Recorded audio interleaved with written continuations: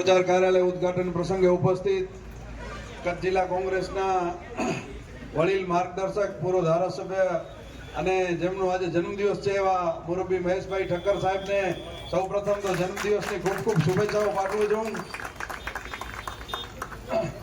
સાથે ઉપસ્થિત જિલ્લા કોંગ્રેસના પૂર્વ પ્રમુખ પ્રદેશ મહામંત્રી શ્રી નવલસિંહજી જાડેજા, પ્રજ્ઞેશભાઈ ઠક્કર તથા ઉમેદવારો ભાઈ શ્રી પૂજનભાઈ ગોર, મિત્તલબેન ઠક્કર, બાવા સાહેબ અને આપ સૌ પધારેલા ભાઈઓ, બહેનો, માતાઓ તથા યુવાન દોસ્તો, આજે જ્યારે આપણે આ 10 નંબરના કાર્યાલયનું ઉદ્ઘાટન કર્યું છે ત્યારે હું ખાસ આપને યાદ કરાવીશ કે આના અગાઉ તમે જેને ચૂંટીને મોકલ્યા હતા એ પ્રમુખ પણ બન્યા હતા, પરંતુ બારાતું હોવાના લીધે એના પ્રમુખ પદનો કોઈ લાભ તમારા વિસ્તારને મળ્યો નથી।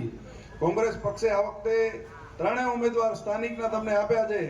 હું વિનંતી કરું છું કે આ લોકો તમે કાળી રાતના હાકલ પાડશો તોય ઊભા રહે એટલા તમારા નજીક છે। અગાઉના ભૂતકાળમાં જે અહીંયાથી ચૂંટાયા હતા એમની ફરિયાદ હતી, ફોન નથી ઉપાડતા।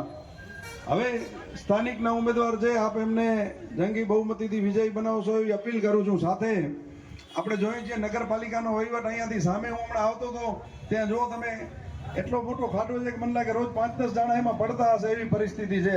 આ વિકાસની માત્ર વાતો થાય છે। ભુજ નગરપાલિકાનું 150 કરોડનું બજેટ છે, રોજના 40-45 લાખ રૂપિયા વાપરવામાં આવે છે, પરંતુ ક્યાં વપરાય છે એ ખબર નથી પડતી। આ 5-7 પરિવારોની પેટી બની ગઈ હોય ભુજ નગરપાલિકા એવું લાગી રહ્યું છે, અને એ પરિવારોના ભોગ આપણે ભુજ શહેરના નાગરિકો બની રહ્યા છીએ।